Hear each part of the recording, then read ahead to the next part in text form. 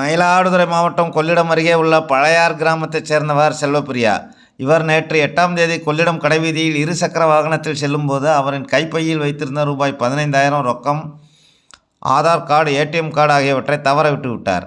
கொள்ளிடம் கடைவீதியில் உள்ள ஒரு பழக்கடையில் வேலை பார்க்கும் சியாலம் கிராமத்தைச் சேர்ந்த ராமஜெயம் என்பவரின் மனைவி தமிழ்ச்செல்வி ரூபாய் 15,000 பணம், purse, ATM card, Aadhaar card ஆகியவற்றை சாலையோரம் கிடந்ததை எடுத்துள்ளார்.